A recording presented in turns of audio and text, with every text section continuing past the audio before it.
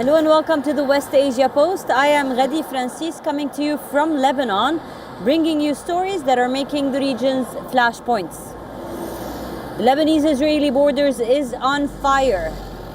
The Israelis have invaded a Lebanese border town, and the Lebanese troops are now ordered to face any Israeli incursion. Is this going to lead to another war?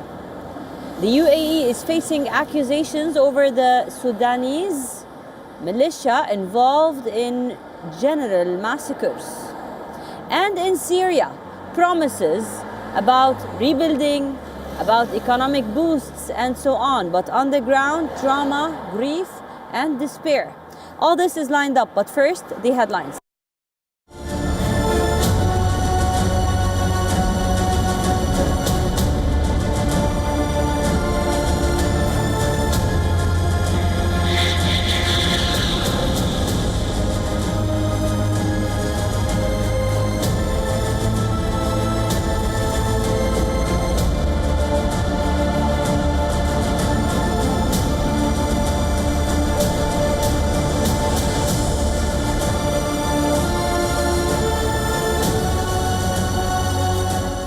From the deserts of West Asia, something big is unfolding. Iran is rebuilding its ballistic missile capability, and this time it is using Chinese technology. Tehran is going faster, deeper, and deadlier than ever with this project. Listen in.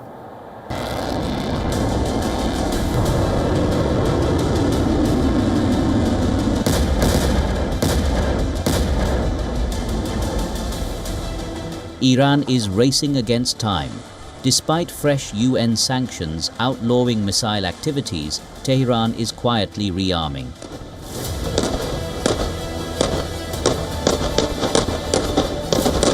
According to reports, key shipments of sodium perchlorate critical for missile propellant have streamed from China to Iranian ports under the radar. European intelligence reveals multiple cargo vessels ferrying these chemical precursors since the end of September, escaping detection with disabled tracking. The deliveries signal a calculated move by Iran to replenish its war-torn missile stockpiles. China's role is under scrutiny. Although Beijing claims compliance with international rules, experts argue these shipments are blatant violations, helping Iran circumvent the legal noose tightened last month via the snapback mechanism. Western officials warn this surge in arms buildup could destabilize the already volatile West Asia region.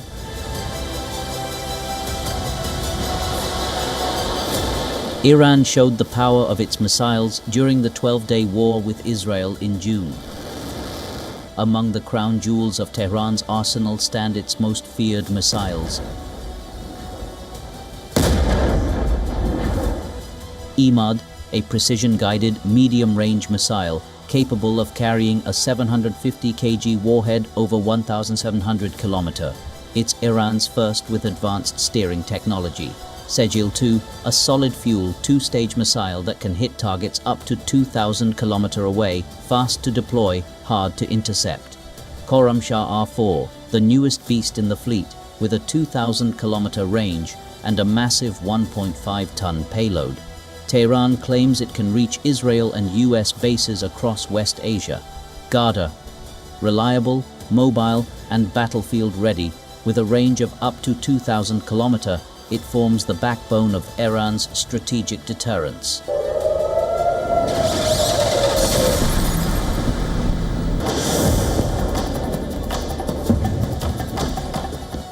The strategic implications are staggering.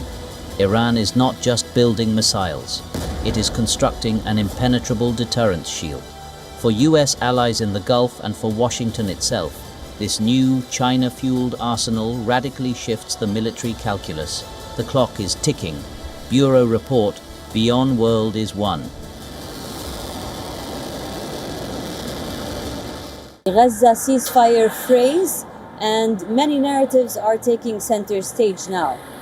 Each side accuses the other of breaching the ceasefire deal, but on the ground, Gazans are now facing another round of strikes. The deadliest strikes happened since the ceasefire took action. Also, there's a militia on the ground in Gaza that is said to be linked to Israel and supported by it. We bring you the story. The ceasefire in the Gaza Strip, in place since 10th October 2025, is showing clear signs of fraying. On 28th October 2025, the Israel Defense Forces carried out deadliest airstrikes across Gaza since ceasefire, which Gaza health authorities say killed at least 104 Palestinians, including 46 children and 20 women.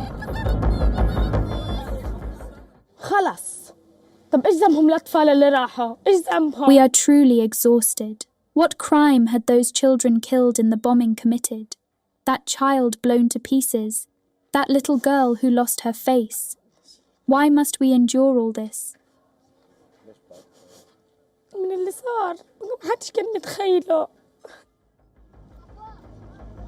Just 2 days later, on 30th October 2025, the militant group Hamas handed over 2 bodies of Israeli hostages, a move intended to signal continued commitment to the truce, even as the violence continued. And in between the explosions and the diplomatic statements, there is a war of narratives. Both Israel and Hamas accuse each other of breaking the ceasefire. Israel says its strikes came after attacks from inside Gaza killed an Israeli soldier and threatened its troops. Says Israel is using minor incidents as pretext for renewed military pressure, that the truce was being tested from day one. If Hamas continues to blatantly violate the ceasefire, it will experience powerful strikes as it did the day before yesterday and yesterday. In addition to the main conflict, a new dynamic is emerging. Smaller clans and militias in Gaza are challenging Hamas control, some allegedly with support or backing from Israel. For instance, the clan led by Yasser Abu Shabab, based in Rafah, is reported to have recruited hundreds of fighters and operates in areas still partially under Israeli control. For civilians in Gaza, this means they are caught in an increasingly complex web between Israel and Hamas, between Hamas and rival clans, and between a pause in war and a return to air raids and shelling. These rural shelters and urban ruins are no longer just temporary, they are part of the new normal. The stakes are monumental. If this ceasefire collapses, it could trigger a full-scale resumption of conflict with widely amplified civilian deaths, mass displacement, and regional spillover that the diplomats are already fretting about.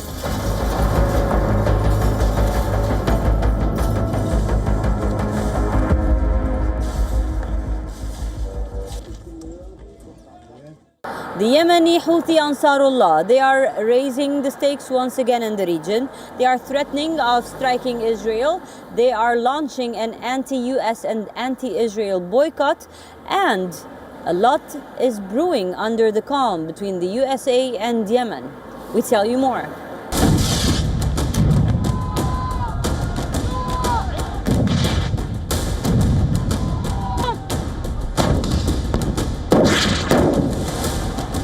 West Asia is holding its breath. A ceasefire in Gaza has brought temporary silence to the Red Sea, but Yemen's Houthis are warning that pause may end. The message from Sana'a is clear. If Israel breaks the truce, the missiles will fly again. For now, the Houthis have shifted strategy from open sea warfare to power consolidation.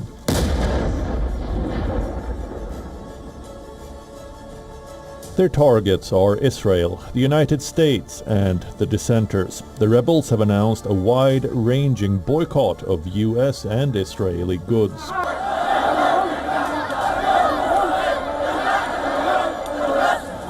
They have released footage of military drills, graduation ceremonies, and new fighters. Behind the cameras, there is an intense purge, a wave of arrests sweeping Sana'a. From security officials to local activists, at least 59 United Nations staff were also detained. Their own political council secretary was arrested and accused of espionage. The Houthis are purging alleged spies and shoring up control as they watch how Israel behaves in Gaza.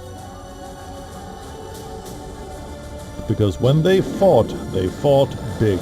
Since March, they launched more than 80 ballistic missiles.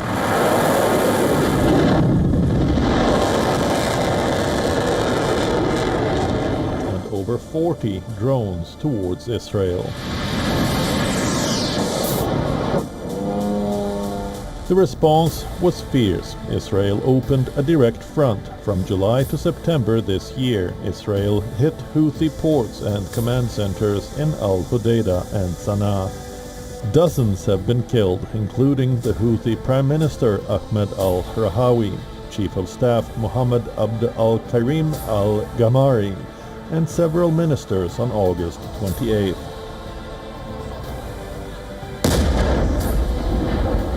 After a Houthi drone struck Eilat in September, Israel Defense Minister's warning was unambiguous. Whoever harms Israel will be harmed sevenfold.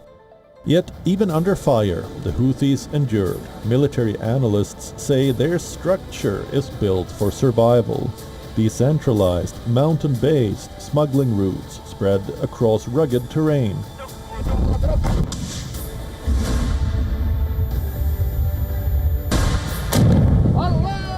Facilities can be rebuilt in weeks. Analysts say long-distance airstrikes alone won't break this force.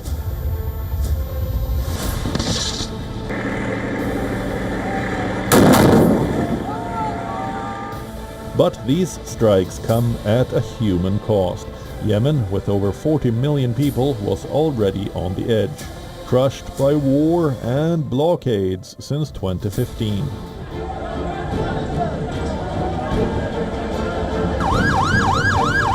The ports hit by Israel, Hudaydah, As-Salif, Ras Isa, handle 70% of all imports and 80% of humanitarian aid, which means striking the Houthis means starving ordinary Yemenis.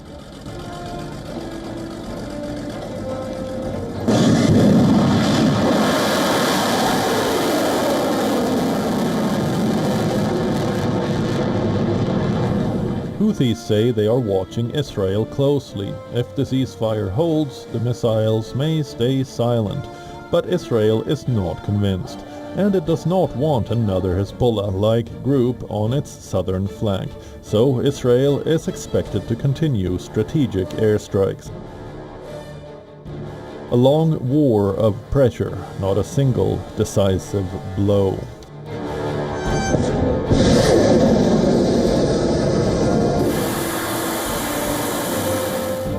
The United States is watching too, ready to defend shipping lanes that carry the world's trade. Right now, the Red Sea is quiet. The drones are grounded. The warships hold position. But this is not peace. This is a regrouping, a reset.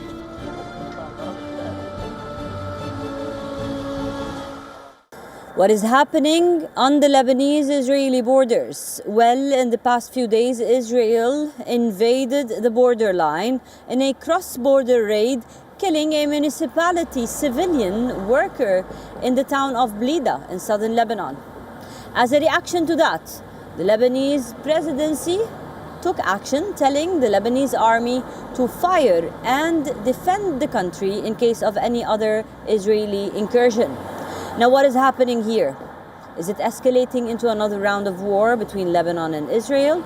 Or is it a very tight standoff? And this is only diplomacy in action. We'll tell you more.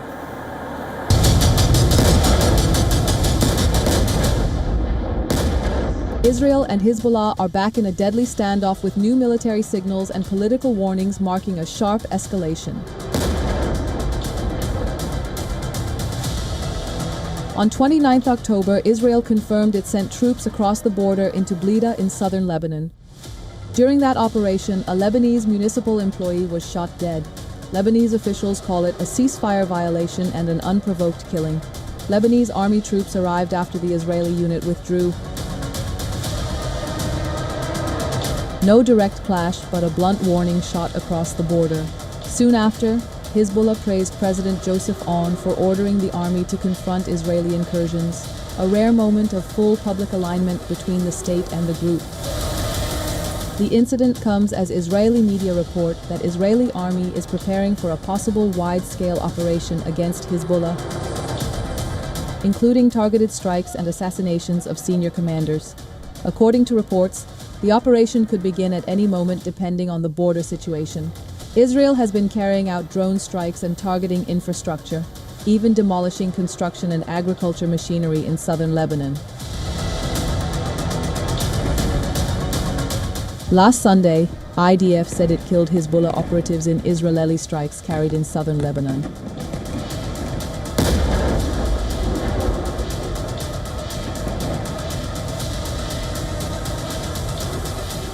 In a post on X, the IDF announced that the strikes targeted the man who it accused of being responsible for weapons purchasing and smuggling between Syria and Lebanon for Hezbollah, and another operative.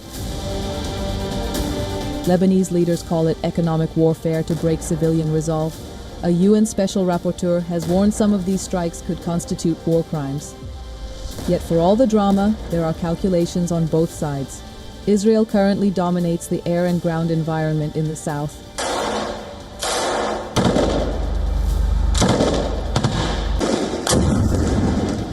And with Washington backing the ceasefire mechanism, Tel Aviv may see little strategic value in a full-scale invasion right now. In Washington, President Donald Trump has just locked in a Gaza ceasefire plan. A new front in Lebanon could undercut that diplomatic win. For Hezbollah, Israeli assault remain a threat, but logistics are harder without a stable Syrian corridor. A prolonged war would risk massive retaliation and public backlash at home. The truce is still on paper. The ground reality is much different. A front that is quiet enough to claim peace, and active enough to feel like the next war is always one step away. Syria, a country emerging from a decade-long civil war, is now promised a new future. Ahmad al-Shara, the transitional period president, is promising rebuilding, reconstruction, money, investments, but on the ground, the society is still reeling from poverty, trauma, and despair. Take a look.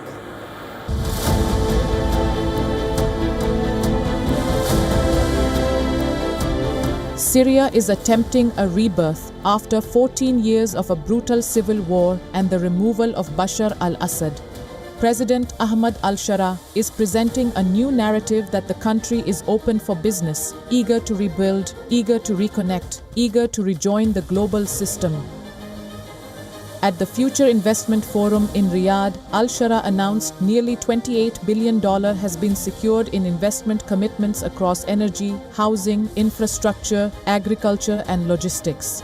Saudi Arabia has pledged billions on its own, part of a strategy to pull Syria back into the Arab and Gulf orbit. Investment laws in Syria have now been amended to strongly favor investors. They are allowed to transfer their profits abroad and repatriate a large portion of their capital. The current investment law has been reviewed by major global firms such as McKinsey, as well as by Saudi Arabia's Ministry of Investment. It has also been presented to numerous international economic experts and is considered among the 10 best investment laws in the world. Washington has shifted its stance too with the lifting of sanctions and a promise of security cooperation. But this economic moment arrives with grim contradictions. The World Bank says Syria's reconstruction needs are over $200 billion. The electric grid is broken. Water systems are damaged. The health sector is fragmented. Industry is gutted, state capacity is thin, and entire urban districts remain rubble. And while investments are being announced in global capitals, Syrians back home are still on the move. Nearly half the population of Syria was displaced during the war. Since the change of power, more than 2.8 million have returned, but the United Nations says over 430,000 people have been newly displaced in the past few months alone. The reasons are complex and deeply rooted: sectarian and power rifts. New authorities are trying to consolidate control. Localized militias, some organized by communities for self-defense, are resisting central absorption. Old tensions between communities, suppressed or exacerbated under Assad, are resurfacing. There are property and land disputes. Decades of expropriations under the Assad regime left entire communities with disputed titles.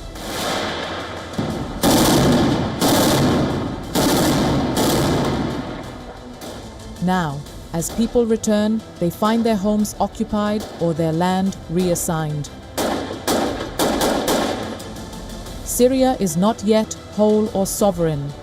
In the south, Israel has expanded its military operations, taking control of new territory and demolishing homes near the frontier, triggering civilian displacement. In the northeast, the United States is reducing its bases but consolidating supply lines and technology assets, supporting forces affiliated with the YPG.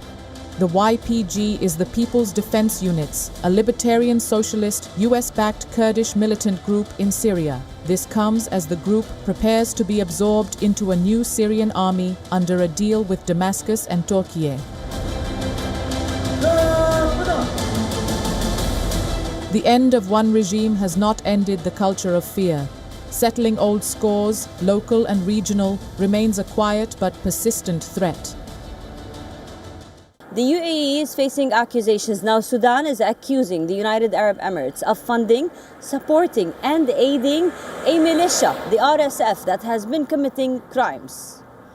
Now this is backed by American intelligence.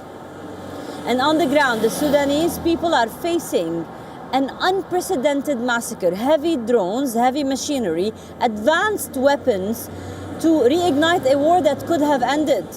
The next report brings you the details. Sudan is accusing the United Arab Emirates of pouring weapons into its civil war. Among the Rapid Support Forces, the militia, the US says, has committed genocide, ethnic cleansing and systematic murder. According to Wall Street Journal's report, US intelligence agencies say, including the Defense Intelligence Agency and the State Department, that the UAE has been sending sophisticated weapons to the RSF through this year. The United Nations says the RSF has targeted Masalit and other non-Arab communities, men, women and even children, allegedly executed on ethnic lines. The war has killed as many as 150,000 people and left millions trapped in famine conditions. Videos show an Al-Fashir University building where multiple dead bodies lie while armed gunmen walk and film nearby. RSF seized the Sudanese army's last stronghold in Al-Fashir on October 26th. According to the International Organization for Migration, more than 36,000 people have fled the city since then. US officials say the UAE shipments include small arms, heavy machine guns, artillery, mortars, vehicles, ammunition and crucially advanced Chinese-made drones like the CH-95. These long-endurance drones can fly for up to 24 hours and deliver precision strikes and have been spotted over Darfur as the RSF pushed forward. The supply surge began after March, after the RSF militia group lost control of Khartoum, the capital. US officials say the militia was on the back foot until fresh weapons arrived, helping them reorganize and launch a renewed offensive. That turning point triggered some of the worst violence of the war. The RSF tightened its 18-month siege of Al-Fashir, cutting off tens of thousands of civilians from food and medical supplies. They overtook a major army base, claiming control of much of the city and accelerating a humanitarian catastrophe. The country is nearing state collapse, split between army-controlled Khartoum and Port Sudan in the east and RSF-held western and central regions. The White House has accused both sides of war crimes, but has specifically called the RSF a force engaged in genocide, rape and ethnic cleansing. Experts believe the Emirates are betting on the militia to protect Emirati interests. Sudan sits on the Red Sea, a strategic trade route, and controls vast gold reserves, much of which has historically moved through Dubai. Khartoum cancelled a $6 billion Emirati port deal last year, and analysts say Abu Dhabi wants a friendly power back in charge of trade, infrastructure and mining. US, Libyan, Egyptian and European officials say Emirati weapons have moved through multiple routes, initially through Chad and more recently through Somalia and Libya, before being moved overland into Sudan. Washington's negotiations for a ceasefire collapsed last week, with US officials privately frustrated that foreign support is still flowing into the battlefield. The RSF also calls the reports rumors, but US intelligence, battlefield imagery, signal intercepts and regional sources point to escalating firepower funneling into the conflict. Sudan is caught between rival generals, foreign power plays and a humanitarian crisis on a massive scale. Bureau Report, WION World is One. That's all we have for you on this episode of the West Asia Post. I will see you next week with a brand new lineup, always bringing you the most recent updates, news and ground reports from the world's most volatile region. I am Ghadi Francis, signing off from Amyoun in northern Lebanon. For more global news, keep on watching WION World is One.